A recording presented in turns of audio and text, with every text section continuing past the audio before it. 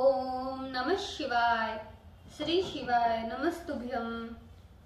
श्री आदिशक्ति पार्वती माताय नमः। श्री विघ्नेश्वराय नमः। श्री लक्ष्मी नारायणे नमः। श्री सरस्वती ब्रह्माय नमः। श्री सियारामे नमः। श्री रामदास हनुमाने नमः। श्री राधेश्यामे नमः। ओम नमः शिवाय। श्री शिवाय नमस्तुभ्यम। हे शिवजी, તમારી કૃપાથી હું આ શિવ પુરાણ વાંચી રહી છું અને મારી મમ્મી, બેન અને તમામ શ્રોતા શિવ પુરાણ સાંભળી રહ્યા છે।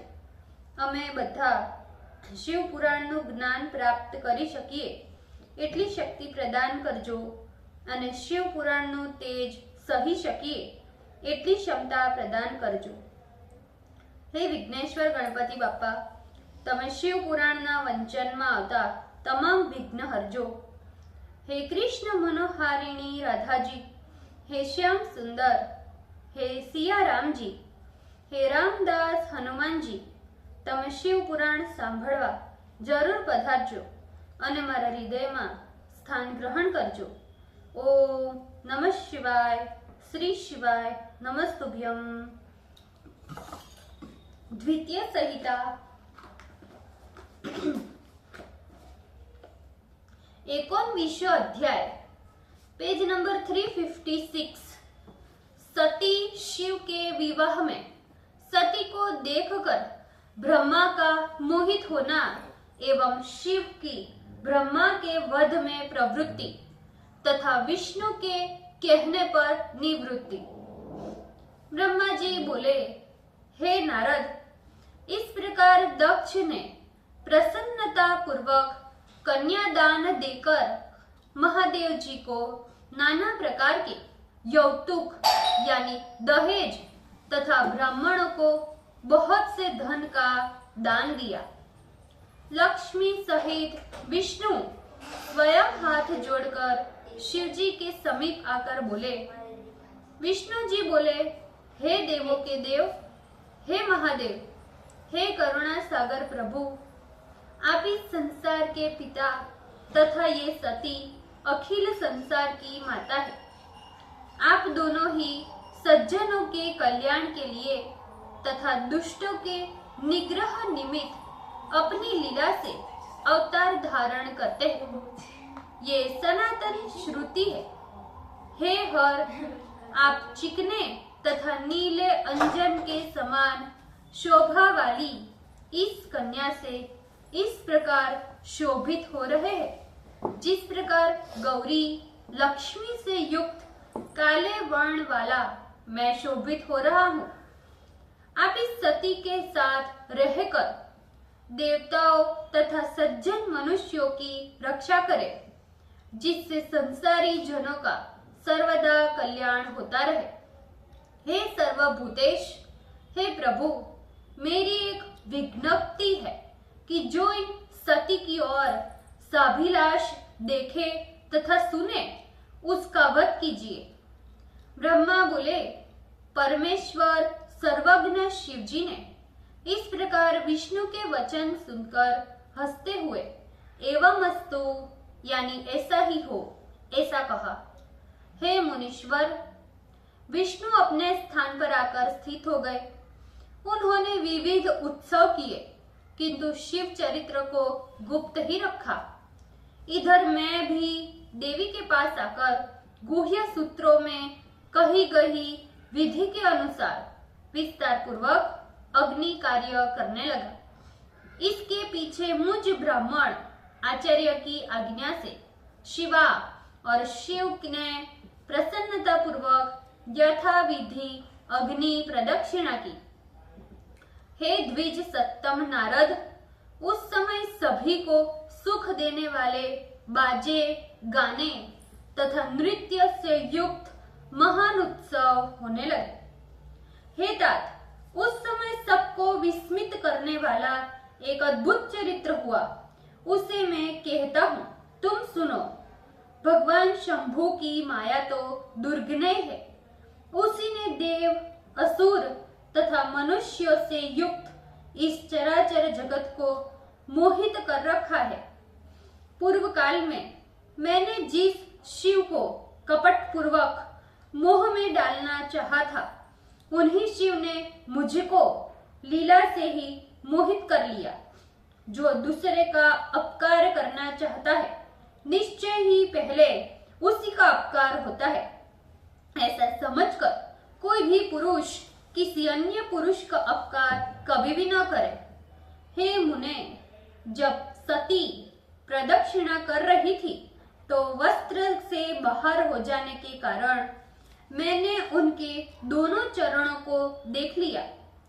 हे द्विज श्रेष्ठ, शिव की माया से मोहित होकर मैं कामविष्ट हो सती के अन्य अंगों का अवलोकन करने लगा।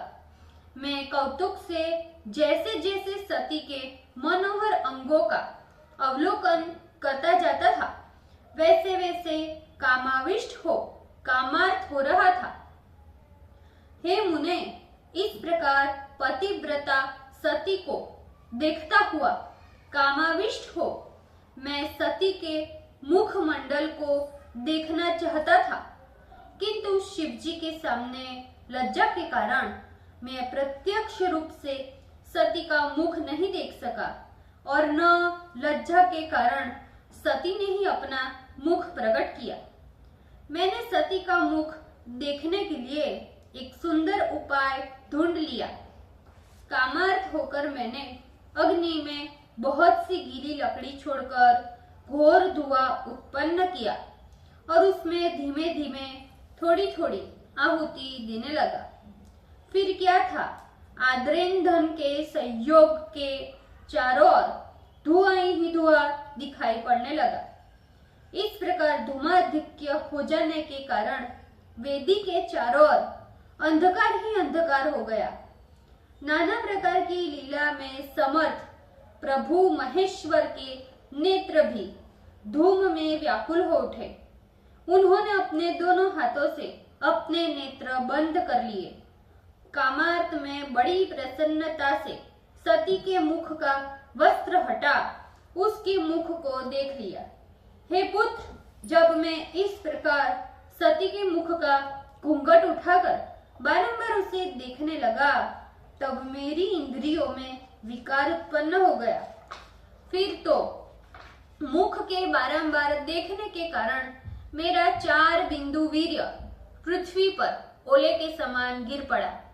मैंने सहशंकित हो तत्क्षण आश्चर्य से चकित और मौन हो गया और उस वीर्य को छिपाने की चेष्टा करने लगा, जिससे कोई जान न पाए।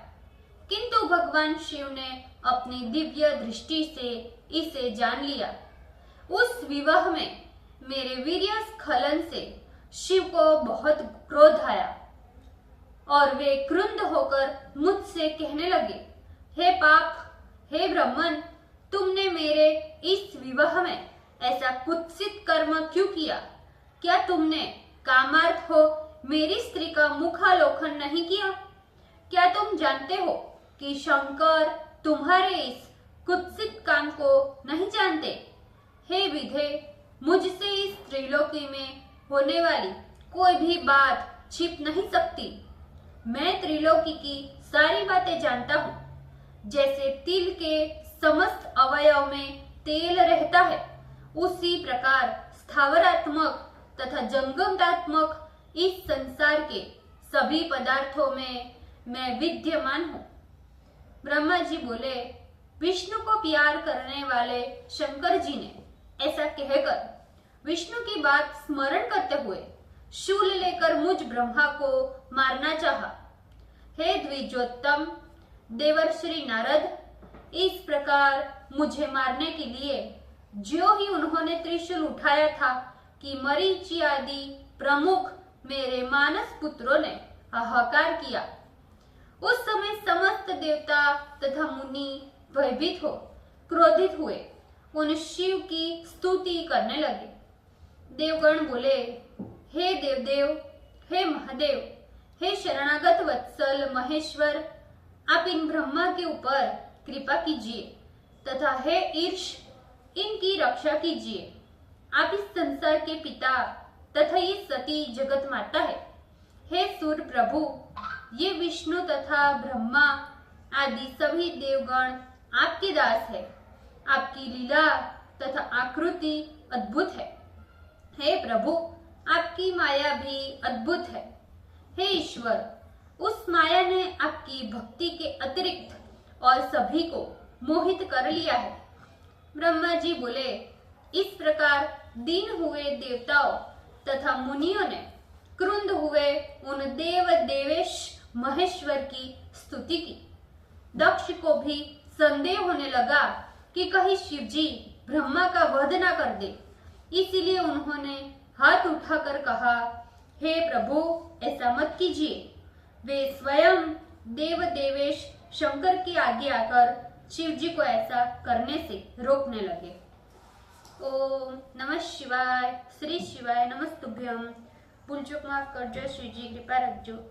આજના શિવ પુરાણના વંચનનું પુણ્ય મને પ્રદાન કરજો શિવજી। ઓમ નમઃ શિવાય। શ્રી શિવાય નમસ્તુભ્યમ।